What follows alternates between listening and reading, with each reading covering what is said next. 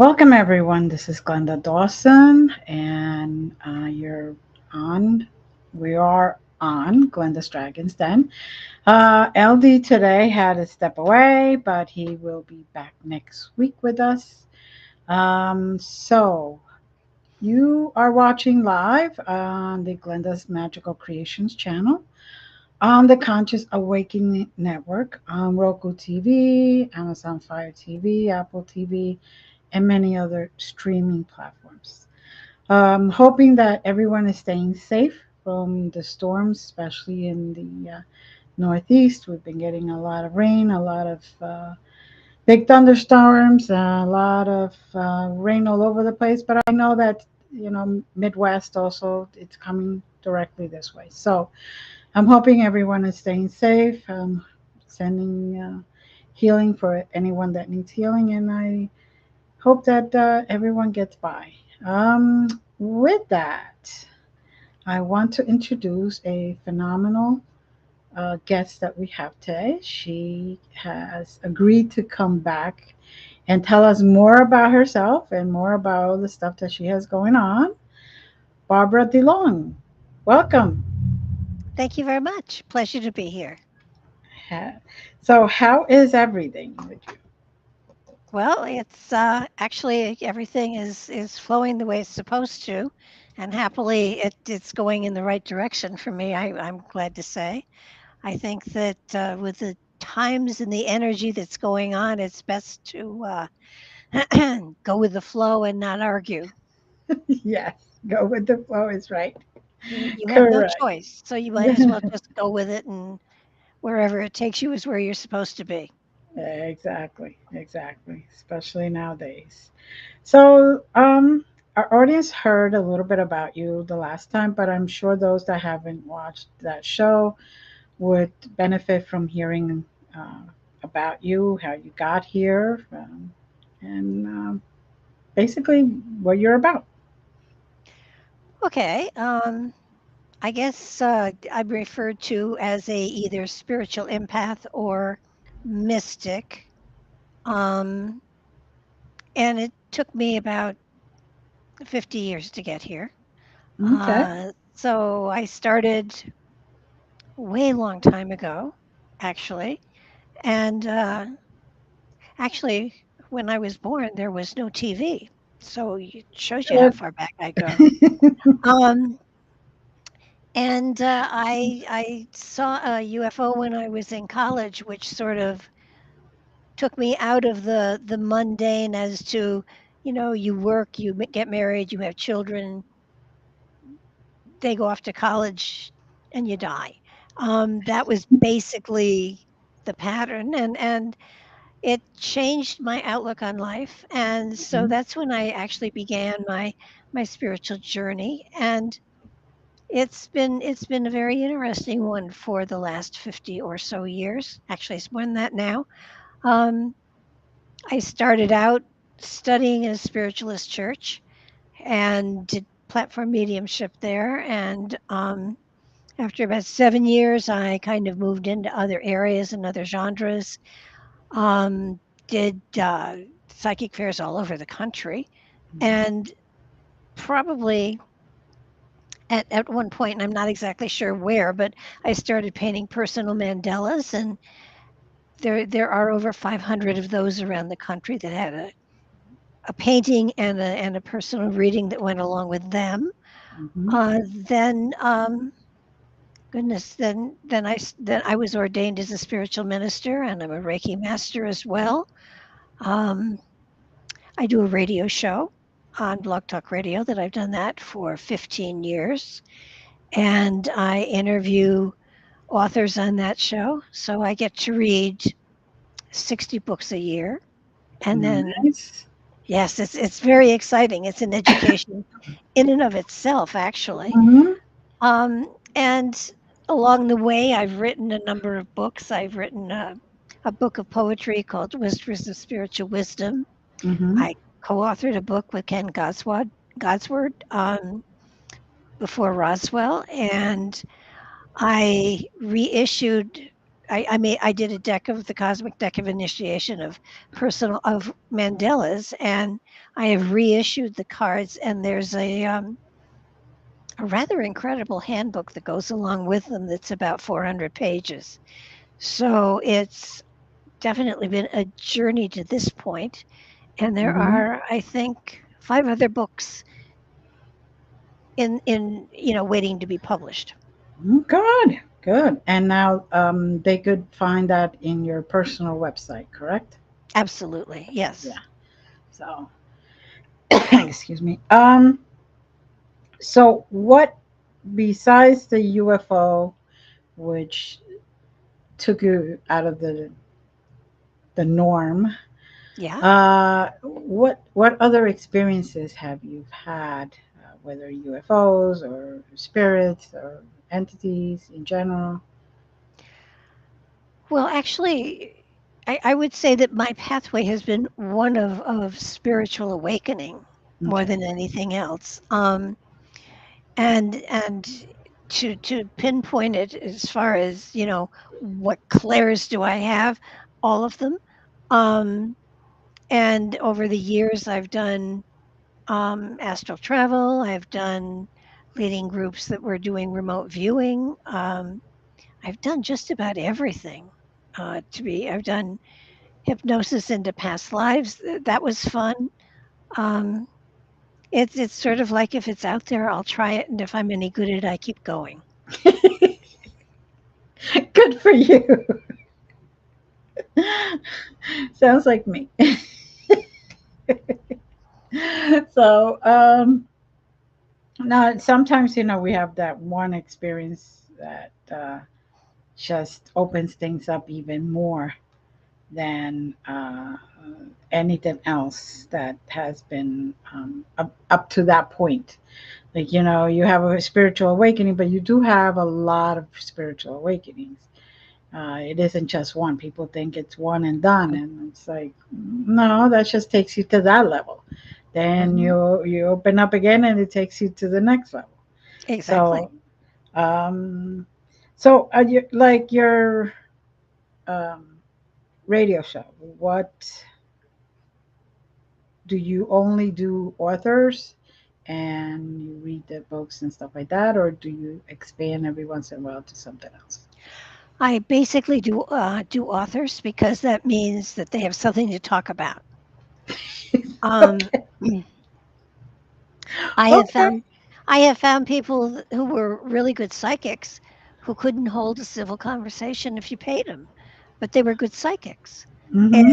And so I found that the best way to go is to talk to somebody about something they've created because there's where they have a passion, and Yeah. that's when you can take them off into trails into spiritual other areas because they first know you've read their book and therefore they're very relaxed with you.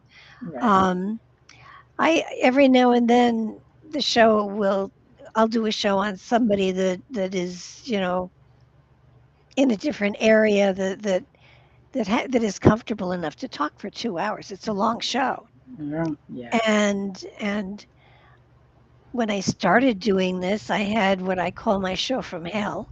It was an amazing author who'd written a fabulous book. And I did my intro and I'd read his book. I thought it was fabulous. I couldn't wait to talk to him. And I welcomed him to the show and I gave him a lead in question. And he said, uh huh. Oh. And I asked another question and he said, uh huh. And would you like to expand on that? Nope.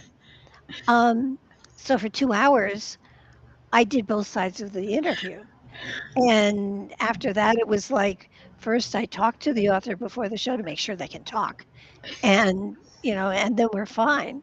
But it was, I mean, I was sitting in sweat by the time I was done with the 2 hours. I wasn't prepared for that, so um, that was probably I call it my show from hell. It was.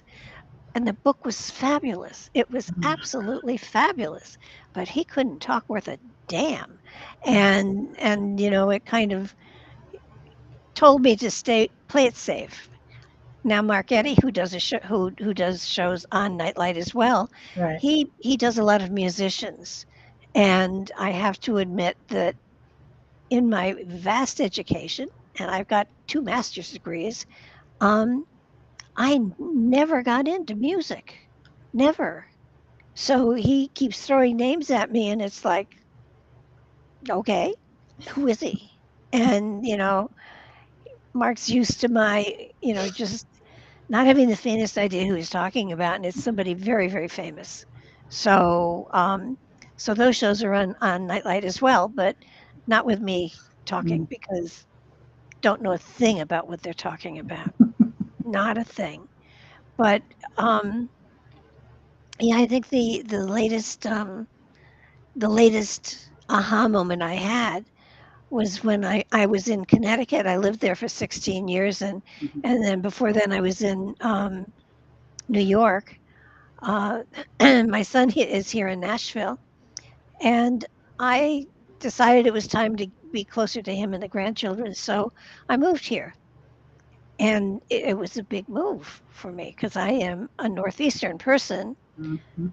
coming to the deep South where I wasn't sure they'd even talk to me. But because I'm an ordained minister, it was like, I'm okay.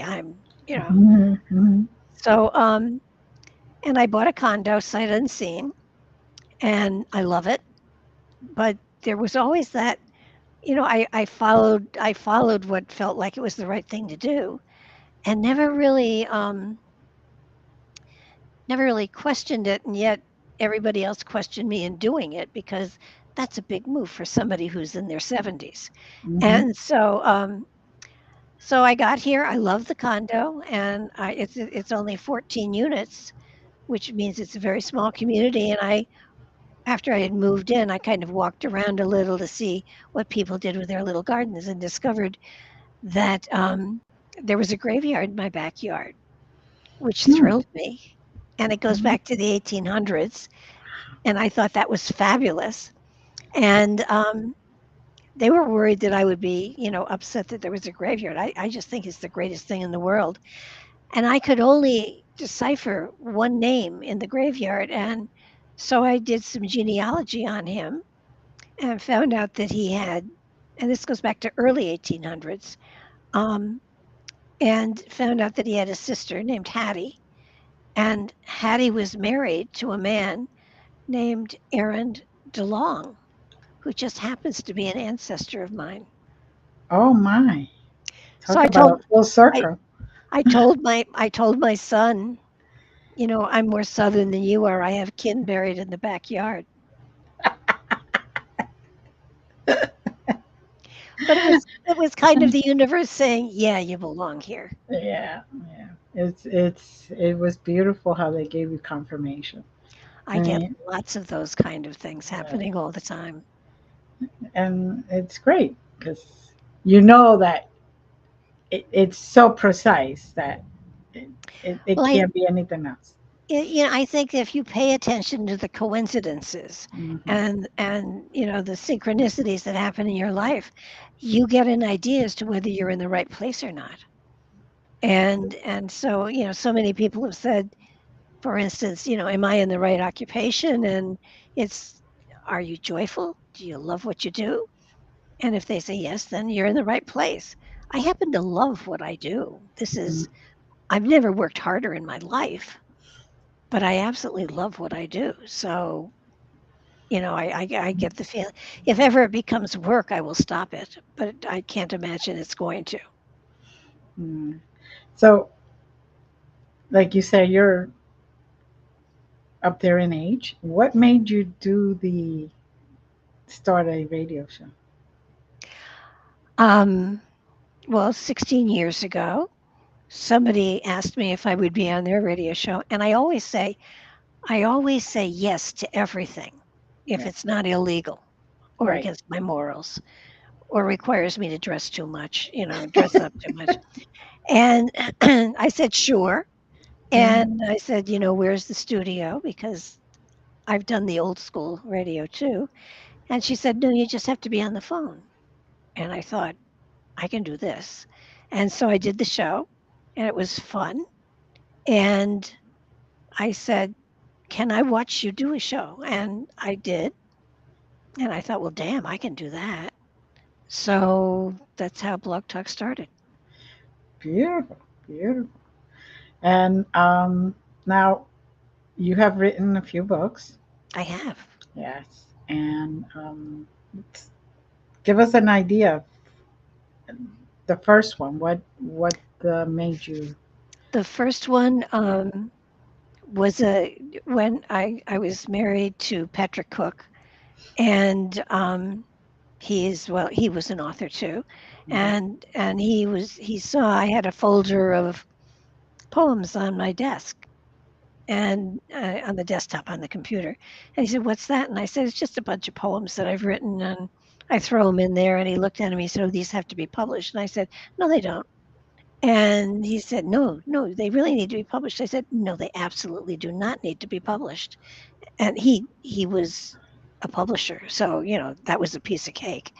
And I said, "You can't just do poetry. That's boring. There should be blurbs in there too." Then, and he said, "Well, write the blurbs," and I did. And so there's a poem, a blurb, a poem, a blurb, a poem, and so he published it. Mhm. And it was out there for a very long time. Um, and it was kind of like I didn't think much of it, to be honest with you, because it was poetry that had come through in channeling. Mhm. So don't ask me to write a poem when I'm wide awake, because it won't happen unless it was there was a young lady from wherever. I can probably do something like that. But Right. um, so that was it was nothing really. And so about a year ago, Patrick passed away 10 years ago, and he had a website, and what wasn't in the three books that he had written on his website, I put onto mine. Mhm. And one of the sections I put on was the UFO section that's there now. And Ken Ken Godsword called me and said, "Can I use some of this material? I'm writing a book." And I said, "Absolutely, have at it." And he called me back and he said, "Do you want to write it with me?" And I thought, most of it's written. This won't be work. Sure. And he did a lovely job of pulling stuff out and putting it in sections. And he wrote a little bit for each section. And I did too. And he wrote the summation and I wrote the conclusion. And he published it. Mhm. And I thought, well, that's lovely.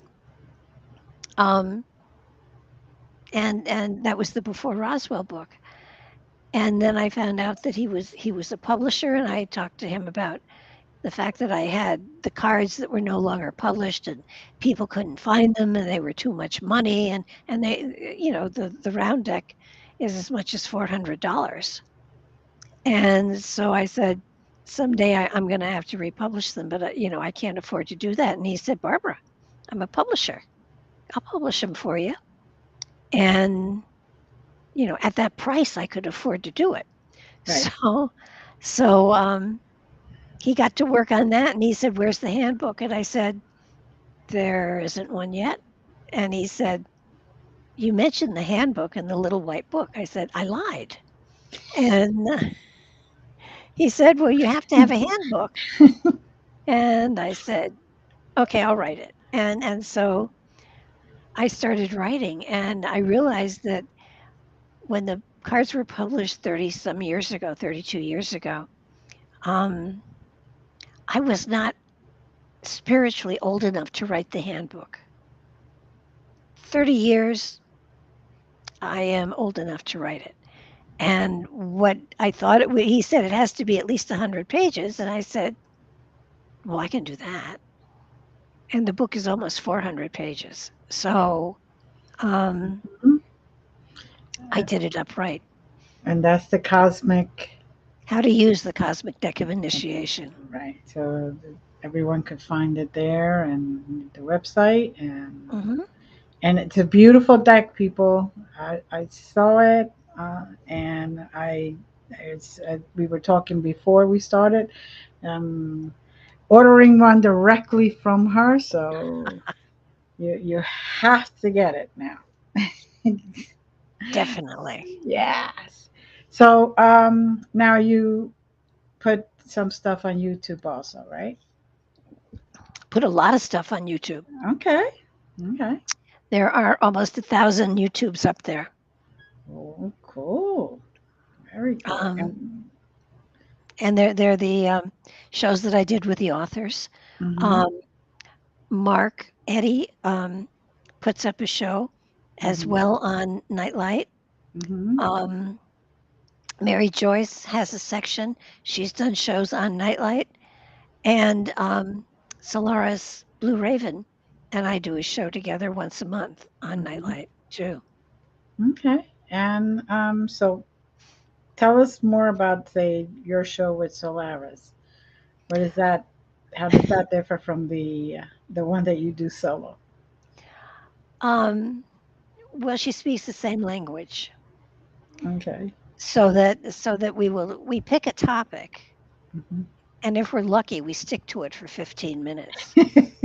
Um, Usually on the write up is this is where we're starting. I have no idea where we're finishing, and we've done some rather unique shows on remote viewing, and we were going through Manly P. Hall's book and picking topics from there. And we sit back and we talk and we share stories. And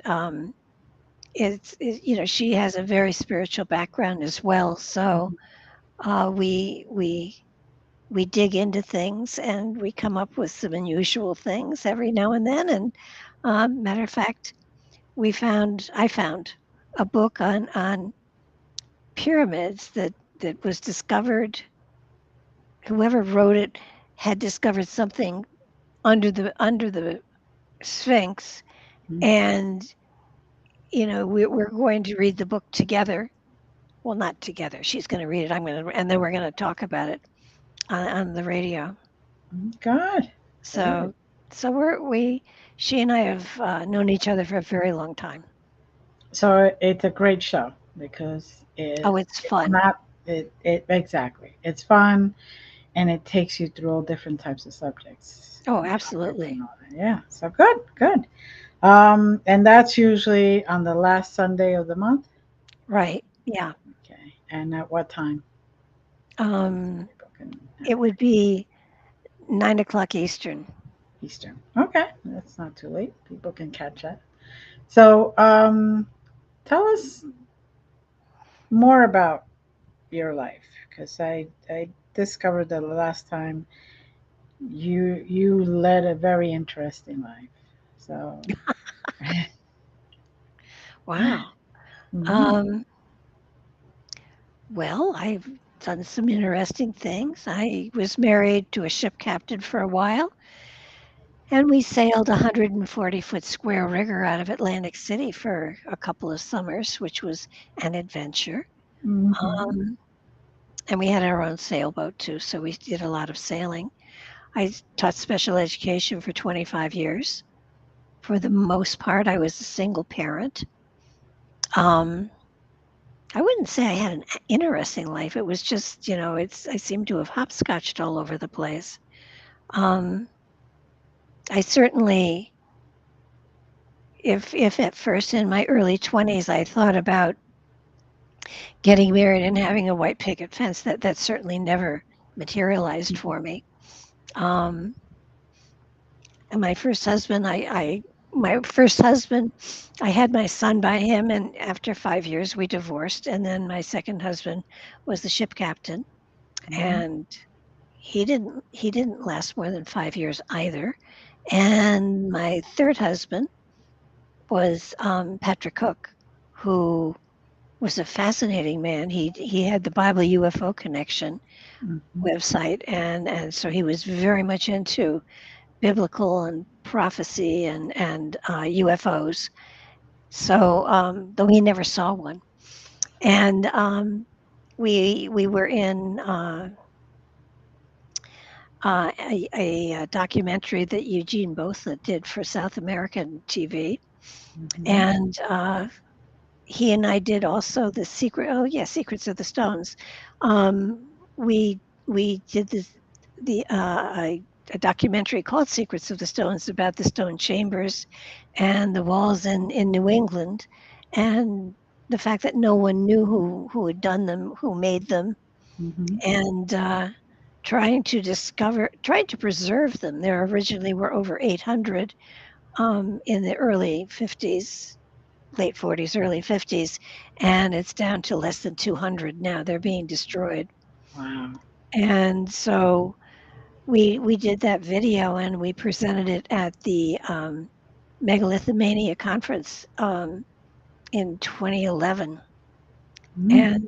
and that's been watched by thousands and thousands of people. It's kind of fun sometimes when I am talking to someone about being on the show or whatever and mentioned that I was very much involved in the stone chambers in the Northeast. I often get somebody saying to me, "Well, there's a couple in the Northeast that did a fabulous, documentary on them." And I said, "Really?" And she said, "Oh yeah, it's a great documentary. You must see it." And I said, "Are you talking about Secrets of the Stones?" And she said, "Yeah, that's the one." I said, "I wrote it and narrated it. Yeah, I've seen that one." But it's a great feeling to know that you're helping people open up and heal, because really this is all we're doing here. Oh, absolutely. Well, I like to put material out there. Hmm. People don't have to agree with it. They just have to think about it. Hmm. And, if I can get somebody angry at what I've said, that's even better because then they're going to go and research and find out I was right.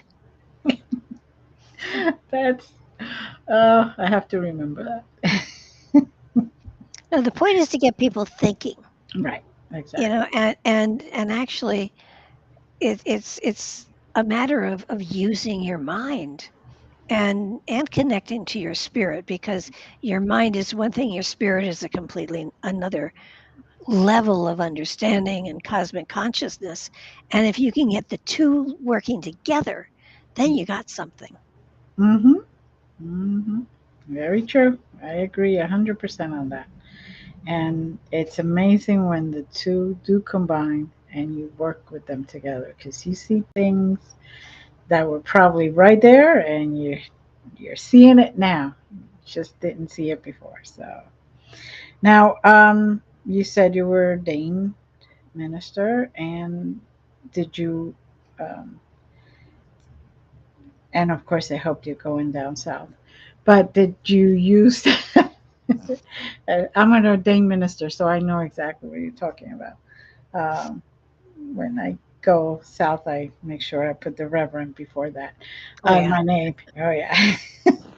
So, did you see a big difference between up northeast and down where you're at now, as far as people treating you and all that?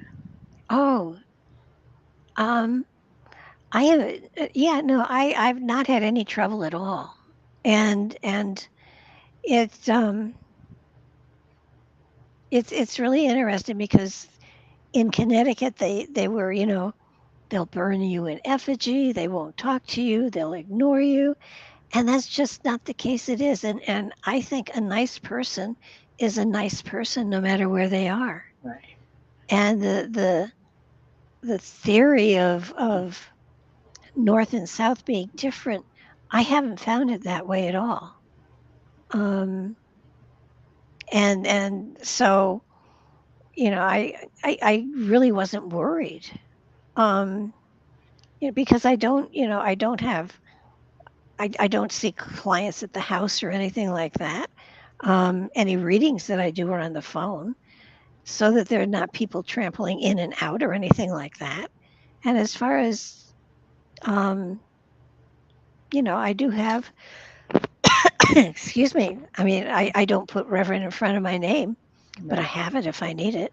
And Mm-hmm. and you know, I've been to seminary. It's not a matchbook cover one. I worked Right. hard for it, Yeah. and I've served in a pulpit. And every now and then, when somebody talks about it's no big deal, I'm a minister, I have my and I just usually say to them, where do you serve in the pulpit? Mm-hmm. And then I get a blank stare, and it's like, well, are you affiliated with a pulpit anywhere? And still another blank stare, and it's like, and I just go, okay. Um, but I've married and buried Yeah. and baptized, and I think that while yes, you can get ordained on the internet, Yeah. absolutely. Mm-hmm. But what's your background behind that ordination? Is there a sincerity? Is there a spiritual background? Is there a concept of being able to take two people who are getting married and talk to them about how they, among other things, are going to be each other's best friends? And Exactly. that the rosiness may go out of the cheeks, but not out of the eyes. And I think there's so much more to it than just the REV. Right. Right. Exactly. And a lot of people can marry a lot of people. Yeah. That Oh you yeah, get you got that right. You're able to do it. But the talking to the couples ahead of time, talking to them in a year from now to see how they're doing, and making sure that that initial love that they had burning in them, that they find it again if they're having trouble, yeah. because that's also part of it. There are times where you have to just have that chat. Okay, do you remember when? Actually, I married a couple that lived well. They lived next door, Mhm. and during the ceremony at the very end, I said, "I expect you two to have many, many happy years.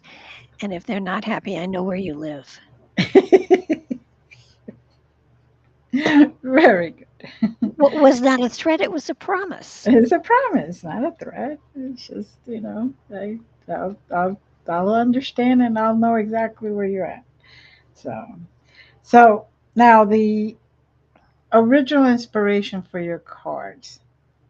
I want to go back to that because like these Sure. cards are really calling me. Um, what what was it? Just you drew all the mandalas, you channeled them, Uh, or, when I was studying in the spiritualist church, I was in a class for spiritual development, right? and every week we had a homework assignment. And one week it was to create a mandala because the mandala represents wholeness, and for a member for another member of the class. Mm-hmm. And I did the reading with it, and it was summertime, and I wasn't teaching at the time, and everybody, a number of people wanted one, and so I did a mandala for them, and it got to the point where everybody in the class had one, and the minister and his wife. And then other people started to ask me for them, and I thought, and somebody said, well, you have to charge. And so I started to charge. And it got to the point where I had so many orders, I just kept raising the price to slow it down. Mm-hmm. Ultimately, I did over 500, and they're all around the world. Um, and after I'd done that many, it was like, Mandalas would make a really cool deck of cards. And they're circular, so there's no reversal. It's just a total concept. And so I started in working on them, and it was really amazing. They were totally channeled because I'm not an artist. Mm-hmm. If the definition of an artist is that your work sells, that I'm very successful. But I've never considered. I've always played with stuff, but the Mandalas are another thing. And so I started in on, okay, so what am I going to do? Well, I think first we have to have a foundation. So I started with the chakras, and I renamed them because I couldn't pronounce them. So I renamed the chakras and threw a few more in, and until I had 11. And then I drew them and painted them. And then the next series was cosmic laws, Mm-hmm. because we need laws in order to have a spiritual life and understand what's going on. And I drew those. I wrote them down. I didn't make up the laws; they're out there. Right. And did 11 of those, and then universal energies, going up the scale as far as energy. Mm-hmm. The universal energies, there were 12 of those, and then the astrological cards. And I wanted to do away with one of the astrological signs, so I'd have another 11. But I was informed by some astrologers that that was not a good thing to do. But I was all set to do it. So there are 12 of the astrological, and Mm-hmm. then there's unity, duality, trinity, two guardian angel cards, and a miracle card, and then a threshold card. So there are 52 cards in the deck, Mm-hmm. which is kind of interesting because that's how many weeks there are in a year, Mm-hmm. which worked out well. And once I had all of the paintings done, I mocked it up, and actually the cards came about because I was doing psychic fairs, and I was doing aura drawings, and it got very messy. And after each of the fairs, we would have a spaghetti dinner, and we'd sit around and we'd drink wine, and we'd gossip about the people that we'd read. I know it's not too spiritual, but we did it. And and after my second glass of wine, I started to trash the standard tarot because I found it personally offensive and negative. And death card upside down, that's it. People don't listen to you after they see that. Mm-hmm. And I said, I know I could do a deck that would be so positive you couldn't get a negative. And after the third time I had more than two glasses of wine, um, a number of the readers that used tarot, and back then it was just the Rider Waite and the Aquarian deck. There weren't Exactly. billions of decks out there like there are now. Mm-hmm. And they sat me down and they said, either make the deck you're talking about or shut up. So actually, the deck came about so that I could prove my point. I did the deck, I mocked it up, and at the next fair, it took 9 months. Um, I plunked the cards down because I had mocked them up, and um, I said, "There you go. Make him say something negative." And after half an hour, they came over and they gave me the bottle of wine and said, "You're right. You can't make anything negative out of this." And so, as far as I was concerned, I'd made my point. Mm-hmm. A friend of mine had a restaurant in Stanford and called me one day and said, "Can you come do a reading for somebody here? There's someone that wants a reading." And I said, "If I get a free meal, sure." And I went, and the woman was an associate of Stuart Kaplan, who owned U.S. Games, Mm-hmm. and he published the deck. Mm-hmm.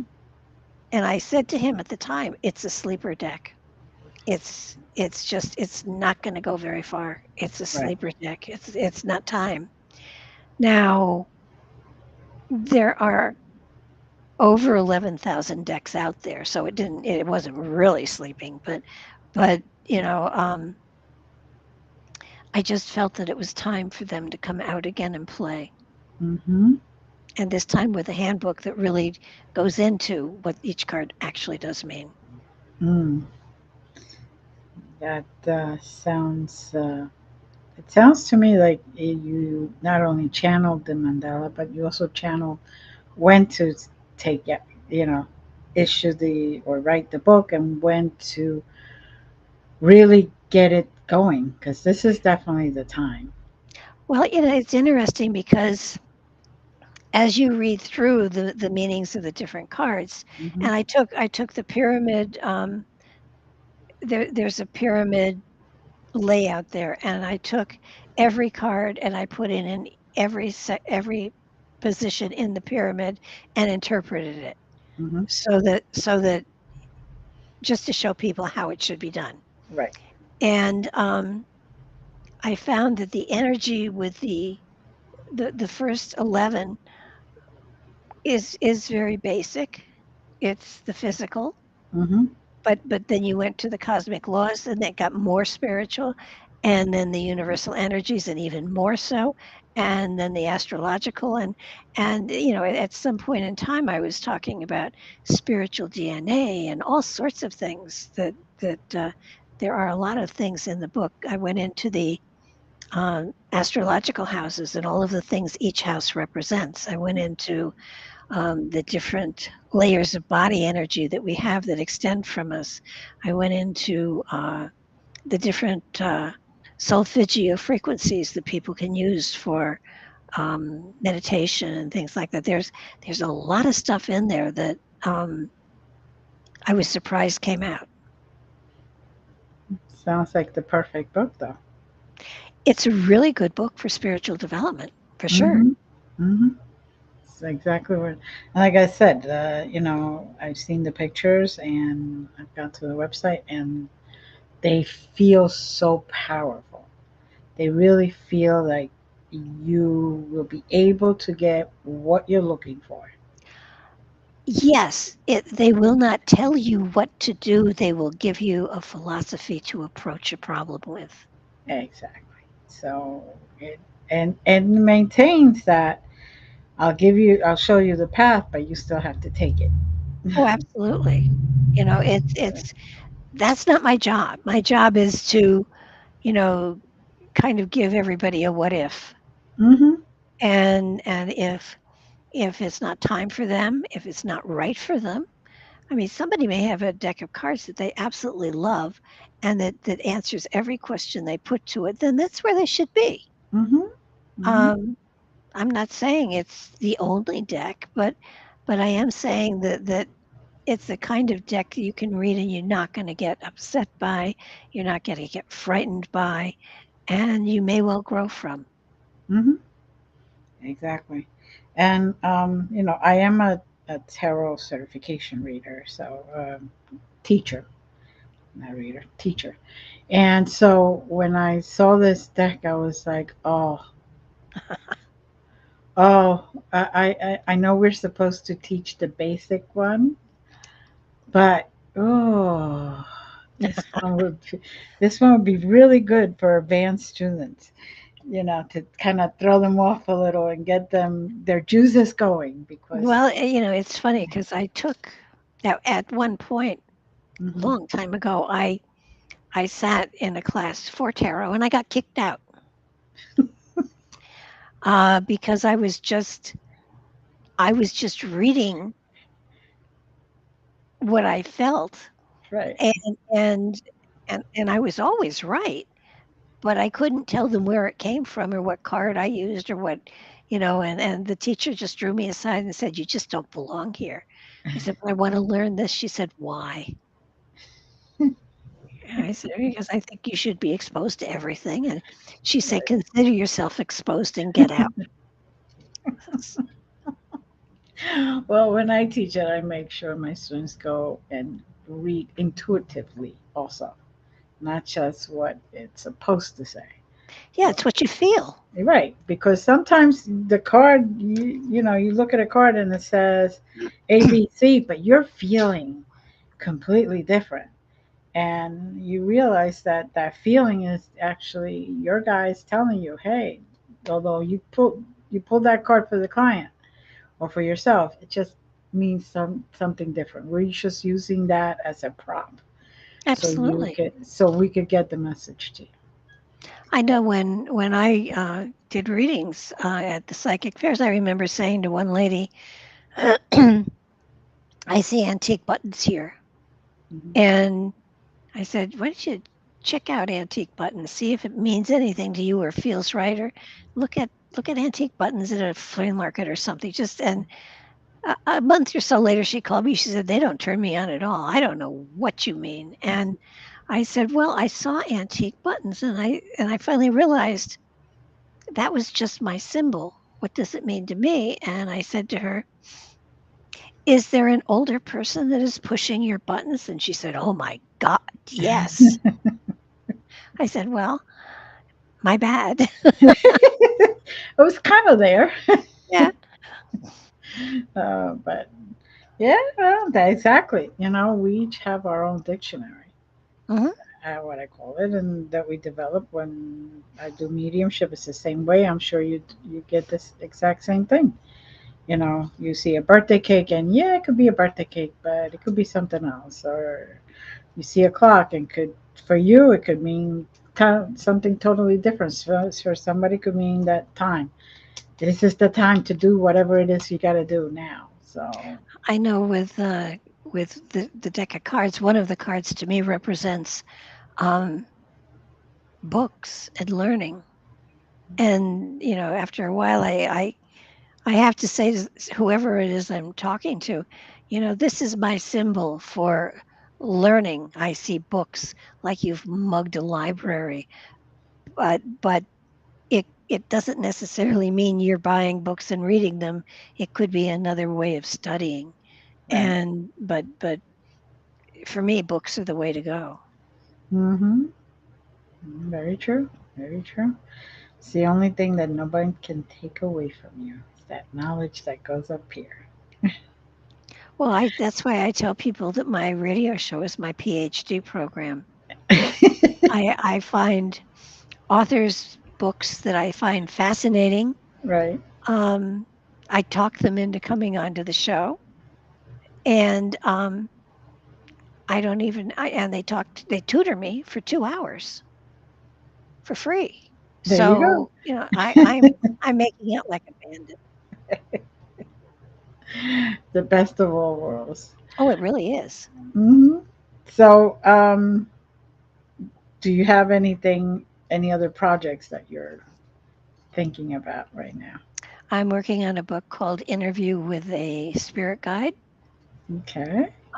There is another one. It's called What If, and it goes on the premise that human beings from their very beginning have made up fables about things they didn't understand, and I truly believe that we're still doing it. That Hmm. that we're wrong about churches, we're wrong about religion, we're wrong about everything, and that there's another way of looking at things. I'm working on another book that is called 101 Spiritual Questions because there are a lot of them out there. And Hmm. I'm working on another one that is about two children who have to spend the summer somewhere where there is no radio, no television, no cell phones. Mm. And what they do is they take away all of the busyness that clutters the channel between consciousness and higher consciousness, Hmm. and they become acquainted with a spirit who explains what spirituality is to them. Mm. So those are just a few of the things that are going on. Oh, I can't wait to get those. Uh, it's sounding really good. Sounding really good. So, is there anything you want to discuss at this moment that we haven't touched on? Well, you've touched on everything. I think I think one thing that people, especially in these times, Hmm. don't understand is that we were given a timeout. We were given the pandemic. Now, it was bad, and it was awful, and people passed away. But it gave us time to spend time getting to know ourselves, getting to do internal work, and getting to get in touch with what really we want to do with our lives. And hopefully most people did that, because it was the kind of timeout that has never been done before. Well, it's been done before, but has not been done lately. So maybe humanity was just so cluttered that they needed to simplify, simplify, simplify in order to understand the purpose of the lifetime. And it's not to accumulate to toys, and it's not to accumulate money, but it's the journey of the spirit within. And once you understand that that's the purpose of every challenge and every lesson that comes up against you, it's not meant to be, no matter what the challenge is, no matter what the mess you get yourself into, it's not a punishment, it's a challenge for you to grow from and over. And the harder it is signifies the greater the depth of your spirituality to be able to get through it. So be flattered. Mm-hmm. And, I've heard people say, "Oh, God must be punishing me." Oh, heavens, no. Here's a challenge, get over it. And Mother Teresa used to say that she knew that God trusted her greatly and knew she could do anything. She just wished he didn't go to the extremes he did. And it's the same way with us, if it's a miserable challenge, if we've lost everything and we have to just keep going, it's a challenge to our creativity. And so long as you have creativity, you've got the world by a tail. Mm-hmm. And like you said, this pandemic was a great opportunity to go within Hmm. and check where you want to be. And a lot of people just even forgot who they were or what they were doing.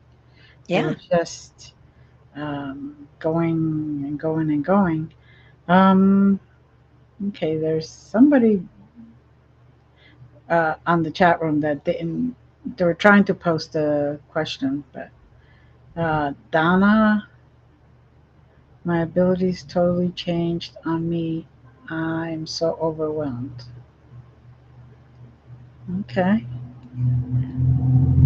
Well, maybe she thinks she's overwhelmed because they wouldn't have changed if she wasn't ready. Right. Sometimes we get to the point where I'm not worthy, I can't do this. And the reality is that's just a cop out to avoid doing something. Um, Take it slow. There's no time clock on you. Mm-hmm. It's a matter of getting to understand it, one ability at a time.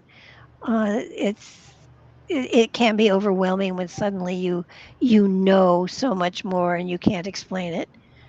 But journal Mm-hmm. journaling is a really great way to talk to your higher consciousness. And once you start talking to your higher consciousness, you start getting signals and synchronicities, and you know um, the deja vu stuff. And Mm-hmm. then once you channel, what happens is you create a channel between the physical world and the spiritual world by writing something down. It doesn't work if you're on the computer. You have to physically write it down. And Mm-hmm. once you do that, you have that channel open. Then start trusting yourself with what you're seeing and what you're feeling. And it will always be positive. Mm-hmm. There's no point in a negative. And I've also told a lot of people that find the group that gets you. Because sometimes that's what you need. You need to change a little your environment so you're in the same frequency. Having people that talk your language is a good thing to have Yeah. around you, Yeah. but don't create a clique, Right. because it's Oh taking it takes a tool and makes it a crutch, yeah. and Right. it's hard to get rid of those crutches. Yes. Yes. Definitely. Definitely. So, well, Anything else you want to leave us with? You're very wise, even though you don't give yourself credit. But your life has been full of challenges, and yet you overcame them and you made it and you smiled through it. And we could see you're doing wonderful. Well, next year I'll be 80, and I don't imagine the challenges are going to stop. You know, it's Good. I at one point I did sit down and talk to spirit and just say, "Look, let's cut out this karmic crap and roll it over to the next life because I'll never know what hit me, and it'll give me a free ride for the rest of this lifetime." And the answer I got was, "Without the challenges, there's no point to this lifetime." Right. So Hmm. I decided that I'll take the challenges. Hmm. Very true. And that's how we learn, and that's how we Yeah. grow, and that's how we become more spiritual, really. So, Yes. all right. Um, Again, Barbara, it's a pleasure to have you here. And it's great to hear so much more about you and um, what you're planning to come up with and publish. And, and 80 years old almost. Yeah. Blessings. I I, will be I, very I'll be very interested in your reaction to the cards in the book when you get them. oh, I will do that. Yeah, I am 62. I had to check that year. I am 62 and I'm going, oh my goodness, 80. Whew. But you know what? I'm still here. I'm still kicking. People always ask me, how you doing? I said, I'm breathing. I'm good. Oh yeah. So thank you and come back anytime that you would like to, please. And when you get everything published, come on back and talk about it. Sounds Uh, good. all Sounds right. Stay for a second. Thank you to everyone who is on here and many blessings. And, you know, smile. Just go around smiling. It's contagious. And before you know it, you'll see the world in a different way. true. Have a good night. See you next week,